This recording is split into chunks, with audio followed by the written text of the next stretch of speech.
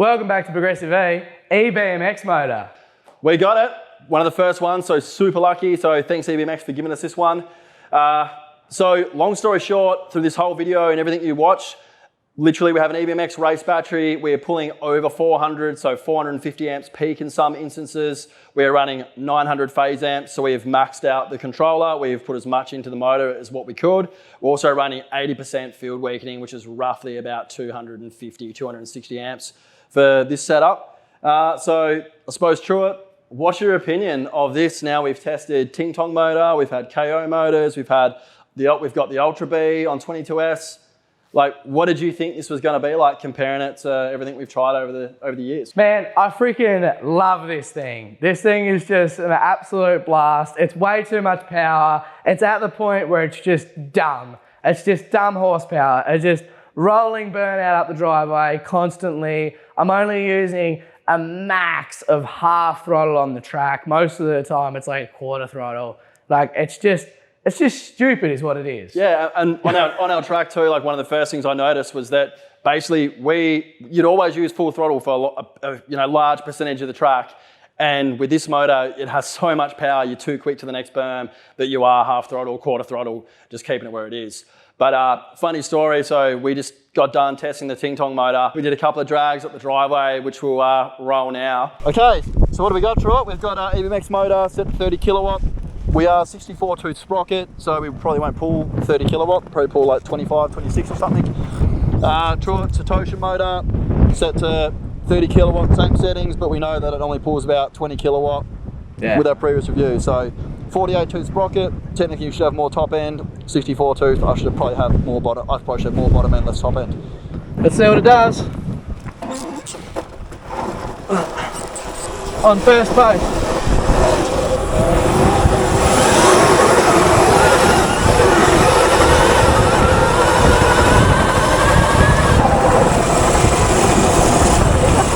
I want that so bad. It's just wheel speed. Alright, go again. So what it's showing you is what's it like with lots of wheel speed.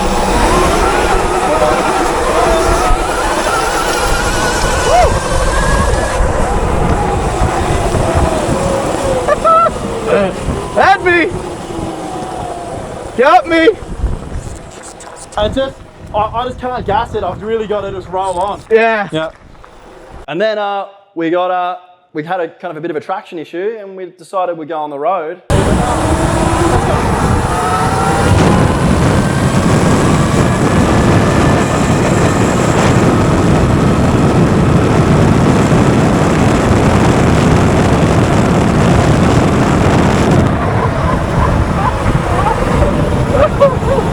Give us a roll and burnout. Huh? Give us a fishtail up the thing here.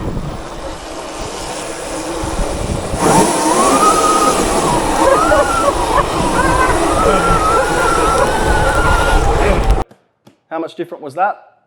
Oh man, it's embarrassing. It is really embarrassing. 20 kilowatt compared to 30 kilowatt is a huge difference. Massive. Yeah. This thing was like 3 bike lengths ahead of me. It was just like, it was ridiculous. So I think for me, jumping on this motor, and I've always wanted a really powerful light B. It seems stupid, they are a lightweight bike. I know, 12 kilowatts is definitely enough for some people, but for the track that I've built at home and how I like to ride, I like a lot of power, and this thing is definitely maxed out the Suron. It is super capable.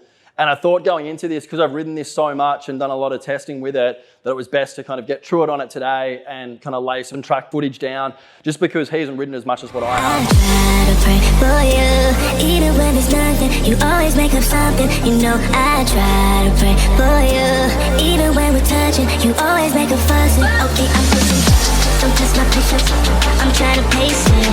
You kept me waiting, I try to pray for you. I try to pray for you.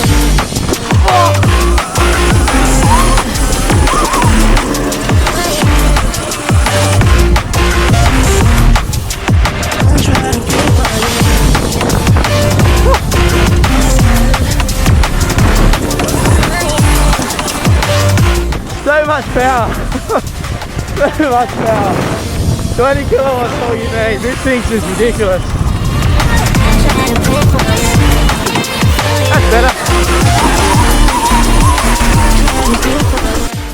It is hands down the quickest, the best motor I've tried for the Sur-Ron. The overheating issues are pretty much gone. This motor is air-cooled, but you can also get the water-cooled motor, which is really sick, but we really don't need water cooling. Like, this thing doesn't overheat at all. Yeah, like I said, the heat characteristics are insane. So I think the guys live in hotter climates, they will love this thing. It holds. And yes, at 30 kilowatt plus, it does sink a ton of battery. So what we kind of ended up doing with playing with some gearing, I'm really happy with how it feels for our riding back up to a 64 tooth sprocket. Because this motor is a higher kV, you need to gear it mechanically different. It definitely feels fine on a 58 tooth sprocket, which is where I would normally ride. I just noticed that essentially it kind of draws a little bit too much power for if you're doing longer runs. But for track work, for definitely enough top end, I'm still hitting 140 kilometers on this setup with a 64 tooth sprocket. So it has well more than enough top end, and the power band is just amazing. And I think that's probably something that that's really cool about this motor, because it's had so many different riders and so much input put into it, that having this higher kV really gives you a better feeling. So I think other manufacturers moving forward should look at higher kV motors. It just gives you this power band everywhere as long as you have the phase amps to deliver it. Probably something to note, I haven't seen the final version of this motor yet, but the fitment is very large. So I know the motor does come with a bash guard, definitely fit that one. I had to cut this bash guard quite aggressively to get it to fit. I did do the same thing on our KO motors that we ran previously, but I had to cut this one probably extra, essentially. It just is physically larger. Yeah, but when it comes to an absolute stupid, dumb, fast bike that is really too small for the power, this is definitely taking the cake. 100%. It's so much fun. It is just really, it's a lot of fun.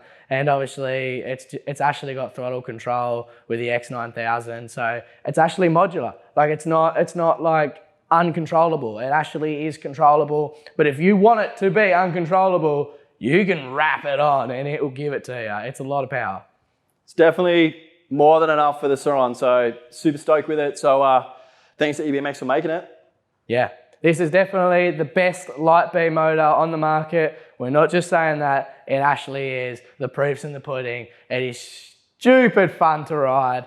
You definitely don't need the power, but if you want the best of the best, this is the best of the best. It's definitely it. And I think with all this testing me and Truett have done, we are the same weight, especially with gear on as well. Like, we weigh the same, our bikes have the same wheel sets.